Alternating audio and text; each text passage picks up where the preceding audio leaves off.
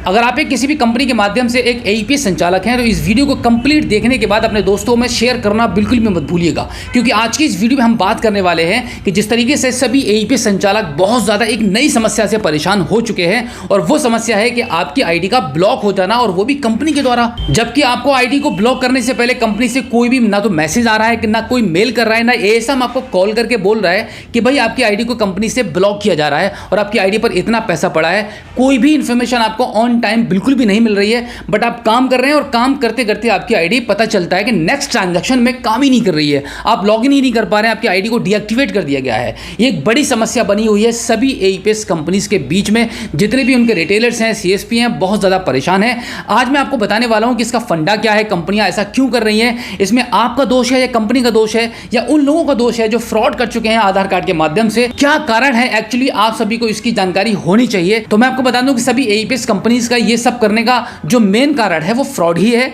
बहुत ज़्यादा फ्रॉड हुए हैं। इस फ्रॉड को कंट्रोल करने के लिए, फ्रॉड को रोकने के लिए कंपनियां अब बिल्कुल भी रिस्क नहीं ले रही हैं, बहुत ज़्यादा स्ट्रिक्ट हो चुकी हैं। अगर आप अपनी आईडी से कुछ भी रॉन्ग एक्टिविटी कर देंगे जो कि आपको लगता है कि आपने ये कुछ भी गलत नहीं किया है बट कंपनी की नज़र में वो गलत है, तो उन्हीं चीज़ों से आपको बचना है और आरबीआई के रूल्स एंड रेगुलेशंस के हिसाब से ही आपको काम करना है। जिस तरीके से एक बैंक काम करता है वैसे आपको काम करना है। अब मैं आपको बता दूं कि एईपीएस आईडी को चलाना अब बच्चों का खेल नहीं है, ये मजाक की बात बिल्कुल भी नहीं है। जिस तरीके से आज से 3-4 साल पहले काम होता था, आनंद फानंद में जैसे भी आप काम करते थे कर देते थे और पैसा कमा लेते थे, लेकिन अब यहां पर आपको बहुत ही सतर्क होकर काम करना पड़ेगा। आपको रजिस्टर भी मेंटेन करना पड़ेगा, आपको कस्टमर को स्लिप भी प्रोवाइड करानी पड़ेगी। आप अगर मनी ट्रांसफर भी कर रहे हैं तब भी आपको रजिस्टर्ड मेंटेन करना पड़ेगा। अगर आप पैसे की निकासी कर रहे हैं तब तो आपको बहुत ही ज़्यादा कंपलसरी है रजिस्टर्ड का मेंटेन करना। कस्टमर का मोबाइल नंबर आपके रजिस्टर्ड में भी मेंटेन होना चाहिए। जब आप ट्रांजैक्शन कर रहे होते हैं तो वहां पर भी कस्टमर का मोबाइल नंबर डालने का ऑप्शन आता है एईपीएस की सर्विस में, वहां पर भी आपको कस्टमर का नंबर, जेन्युइन नंबर एंटर करना है। ये सारे रूल्स एंड रेगुलेशंस को आपको फॉलो करना है, तभी आपकी आईडी कंटिन्यू एक्टिवेट रह पाएगी। अदरवाइज कब आपकी कंपनी आईडी बंद कर देगी आपको पता भी नहीं चलेगा और फिर आप महीनों परेशान रहेंगे। उसके बाद आपका सॉल्यूशन आपको मिलेगा। जब आपकी आईडी को डीएक्टिवेट कर दिया जाएगा कंपनी की तरफ से, तो उसके बाद कम से कम आपको 2-3 महीना तो परेशान होना आपका पक्का है।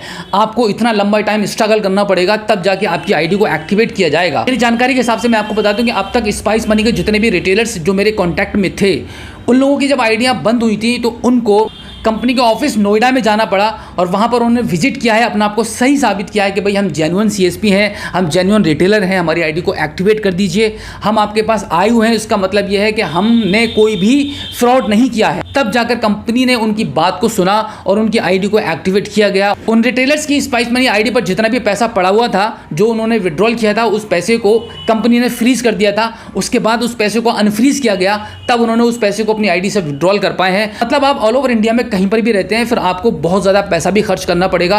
और अगर आपकी मेल वेल से, कॉल वॉल से कोई भी समाधान नहीं होता है तो हो सकता है कि आपको कंपनी के ऑफिस भी जाना पड़े, फिर आपका बहुत टाइम भी वेस्ट होगा, आपका खर्चा भी हो जाएगा। तो इन सभी समस्याओं से बचने के लिए आपके पास सिर्फ एक यही सॉल्यूशन है कि आप रजिस्टर मेंटेन कीजिए, जेन्युइन काम कीजिए, बार बार एक दिन के अंदर मल्टीपल फिंगर्स कभी भी आप कैप्चर मत करना। यानी कि मैं आपको बता दूं कि अब तक आपको वीडियोस के माध्यम से यह बताया गया था कि सेम टाइम पर आपको मल्टीपल फिंगर कैप्चर नहीं करनी है, बट अब ये एक और नई बात निकलकर सामने ये आ रही है कि आपको सेम डे में मल्टीपल फिंगर कैप्चर नहीं करनी है। यानी कि आज 10 बजे एक कस्टमर आपके पास आता है, उसने बोला कि मेरी इस बैंक से मेरा 1000 रुपया विड्रॉल कर दीजिए, आपने कर दिया। और वही कस्टमर उसी आधार कार्ड, उसी बैंक के साथ में अगर आपके पास आता है और बोलता है कि 1000 और विड्रॉल कर दीजिए, तो ये एक्टिविटी भी मानी जाएगी कि आप एक रॉन्ग एक्टिविटी कर रहे हैं। मतलब सेम टाइम पर एक ग्राहक का सिर्फ एक दिन में एक ही विड्रॉल कीजिए, दूसरा विड्रॉल आपको करने की बिल्कुल भी ज़रूरत नहीं है। इसमें आपका नुकसान होगा। अभी आप एक छोटे से कमीशन के चक्कर में अगर आप मल्टीपल ट्रांजैक्शन सेम डे में कर देंगे कस्टमर का, तो हो सकता है कि कस्टमर आपकी आईडी को भी ब्लॉक कर दे और अगला नंबर आपका हो सकता है। तो इन सभी समस्याओं से बचने के लिए आपको ध्यान रखना होगा कि आपको एक कस्टमर का एक दिन में एक ही ट्रांजैक्शन करना है, मल्टीपल ट्रांजैक्शन नहीं करने हैं। तो अगर आप ये रूल्स को फॉलो करेंगे तो आपकी आईडी कभी भी ब्लॉक नहीं होगी। मेरे पास भी बहुत सारे ऐसे रिटेलर्स हैं जिनकी यही समस्या है कि उन्होंने पहले एईपीएस से पैसा निकाला, उसके बाद आधार पे से पैसा निकाला, फिर आधे घंटे के बाद एक और ट्रांजैक्शन कर दिया। तो ये कंपनी जो मान रही है कि वो सस्पिशियस एक्टिविटी में काउंट कर रही है कि आप किसी भी ग्राहक के साथ में कोई फ्रॉड करने की कोशिश कर रहे हैं आधार कार्ड के माध्यम से। इस वजह से कंपनी ने उन सभी रिटेलर्स की आईडीज़ को ब्लॉक कर दिया है। फिर चाहे उनके अकाउंट पर, फिर चाहे उनकी आईडी पर 10,000 रुपये पड़ा हुआ है, 50,000 पड़ा हुआ है, 1 लाख पड़ा हुआ है, कंपनी को इससे कोई भी फर्क नहीं पड़ता। तो दोस्तों उम्मीद करता हूं कि आज की इस वीडियो में जो जानकारी मैंने आपको दी है वो बिल्कुल प्रैक्टिकली है। अगर ये वीडियो आपको अच्छी लगी हो, आज की जानकारी जो आपको दी गई है अगर आपको समझ आई हो, तो इस वीडियो को अपने दोस्तों में शेयर जरूर कीजिएगा। और अगर पहली बार आप हमारे स्मार्ट शॉप यूट्यूब चैनल पर आए हैं और अभी तक आपने हमें सब्सक्राइब नहीं किया है तो प्लीज़ एक बार सब्सक्राइब जरूर कीजिएगा और बेल आइकन को भी प्रेस कीजिएगा। तो चलिए दोस्तों, मिलते हैं आपसे किसी और एक अगली वीडियो में एक नई जानकारी के साथ, एक नई अपडेट के साथ और एक नए जोश के साथ। तब तक के लिए जय हिंद।